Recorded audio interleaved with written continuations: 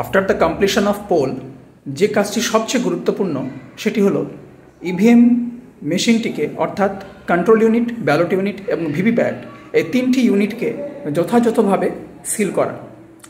তো সে বিষয়ে এই ভিডিওটি। ভোট যখন শেষ হয়ে গেল, আপনার প্রথম কাজ হবে কন্ট্রোল ইউনিটের টোটাল বাটনটি প্রেস করে দেখে নেওয়া যে মেশিনে কত ভোট হয়েছে। উপস্থিত এজেন্টদেরকে সঙ্গে নিয়ে আপনি এই সংখ্যাটি দেখে নিন এবং নোট ডাউন করে রাখুন। তারপরে আপনার দ্বিতীয় কাজ হবে কন্ট্রোল ইউনিটের ক্লোজ বাটনটি প্রেস করা। ক্লোজ বাটনটি প্রেস করতে ভুলবেন না। এরপরে কন্ট্রোল ইউনিটের মেন সুইচটিকে টার্ন অফ করুন। কন্ট্রোল ইউনিটের সঙ্গে সংযুক্ত কেবেলটিকে ডিটাচ করুন। কেবেলটিকে ডিটাচ করার জন্য ওই কেবেলের সঙ্গে যে দুটো নব দেওয়া রয়েছে সেই নব দুটিকে আলতো প্রেস করলেই কেবেলটি সহজে খুলে যাবে। এবারে কন্ট্রোল ইউনিটটিকে তার নির্দিষ্ট ক্যারিং কেসে ভরুন এবং অ্যাড্রেস ট্যাগ দিয়ে এটাকে ভালোভাবে গালাসিল করুন। অ্যাড্রেস ট্যাগের পেছনে অবশ্যই আপনি ডিস্টিংগুইশিং মার্ক দিন, সেখানে সিগনেচার করুন, পোলিং এজেন্টের সিগনেচার নিন। আপনি আপনার মেটাল সিল দিয়ে গালাসিল করুন, পোলিং এজেন্টদেরও গালাসিল করতে বলুন। আর অ্যাড্রেস ট্যাগে অবশ্যই মেশিনের serial number, assembly number, constituency number এগুলো লিখতে ভুলবেন না এবং পোলিং স্টেশন নেমের নাম্বার যা যা ডিটেলস সেখানে চেয়েছে সেগুলো লিখতে ভুলবেন না। এরপরে আপনার কাজ হবে ভিভিপ্যাটটিকে বাক্সের মধ্যে সিল করা। সেক্ষেত্রে সবার প্রথমে আপনি ভিভিপ্যাটের যে লম্বা তারটি রয়েছে সেটাকে খুব ভালো করে গুছিয়ে নিন বা গুটিয়ে নিন। রাবার ব্যান্ড দেওয়া থাকলে সেটা দিয়ে আপনি ভালো করে সেটাকে বেঁধে নিতে পারেন। এবারে ভিভিপ্যাটের যে ব্যাটারি কম্পার্টমেন্ট সেটা সাবধানে খুলুন। হালকা টানলেই সেটা খুলে যাবে। প্লাস্টিকের লক সিস্টেম থাকে। এর ভেতর থেকে ব্যাটারিটাকে বের করে সযত্নে রাখুন। মনে রাখবেন ডিসিআরসিতে এই ব্যাটারিটি হাতে হাতে জমা হবে। অনেকে প্রশ্ন করেছেন যে আমাদের ট্রেনিংয়ে সেরকম কিছু বলেনি।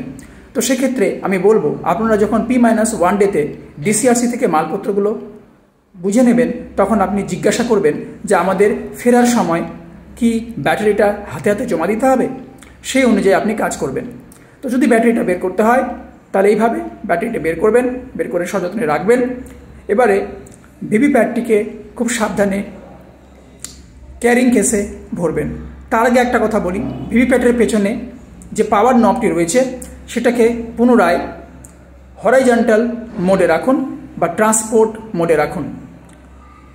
এরপরে ভিভিপ্যাটটিকে বাক্সের মধ্যে ভরুন। যদি দেখেন যে বাক্সের মধ্যে ভরার পরে ভিভিপ্যাটের বাক্সের ঢাকনাটি বন্ধ হচ্ছে না তাহলে বুঝবেন ভিভিপ্যাটটিকে বের করে আবার ঘুরিয়ে বাক্সের মধ্যে ভরতে হবে। আসলে ভিভিপ্যাটের বক্সটি ভিভিপ্যাটের আকার অনুযায়ী তৈরি। তার এক পাশে ভিভিপ্যাটের তারটিকে ভালোভাবে ঢুকিয়ে দিন। বক্সটিকে গালাসিল করুন, এজেন্টদেরও গালাসিল করতে বলুন। একইভাবে আপনি সাইন করুন অ্যাড্রেস ট্যাগে, পোলিং এজেন্টদেরও সাইন করতে বলুন। তিনটি ইউনিট সিল করার ব্যাপারে অ্যাড্রেস ট্যাগের এই নির্দেশাবলীগুলি অভিন্ন। এবারে ব্যালট ইউনিটটিকে তার নির্দিষ্ট যে ক্যারিং কেস রয়েছে তার মধ্যে ভরে দিন এবং সেটাকেও অ্যাড্রেস ট্যাগ দিয়ে গালাসিল করে দিন। এবারে এই তিনটি সিলিং যখন আপনার হয়ে গেল, আপনাকে ডিসিআরসি থেকে যদি কোনো প্লাস্টিক পলিব্যাগ বা এই ধরনের কিছু দিয়ে থাকে তাহলে প্রত্যেকটি ইউনিটকে তার নির্দিষ্ট পলিব্যাগের মধ্যে ভরে নেবেন এবং সুতো দিয়ে বেঁধে দেবেন। তবে একটি কথা বলে রাখি, অনেক ডিসিআরসিতে কন্ট্রোল ইউনিটের সঙ্গে একটি 17C দিতে বলা হয়েছে। যদি আপনার ডিসিআরসি থেকে বা আপনার ট্রেনিংয়ের সেরকম কোনো নির্দেশ থেকে থাকে তাহলে আপনি মনে করে কন্ট্রোল ইউনিটটির যে হ্যান্ডেল তার সঙ্গে একটি 17C খামে ভরে সিলসই করে বেঁধে দেবেন। এবারে 17C এর উপস্থিত যতজন এজেন্ট তাদের প্রত্যেককে একটা করে 17C কপি দেবেন এবং বুথ ছেড়ে আপনি এবার ডিসিআরসির উদ্দেশ্যে রওনা হন।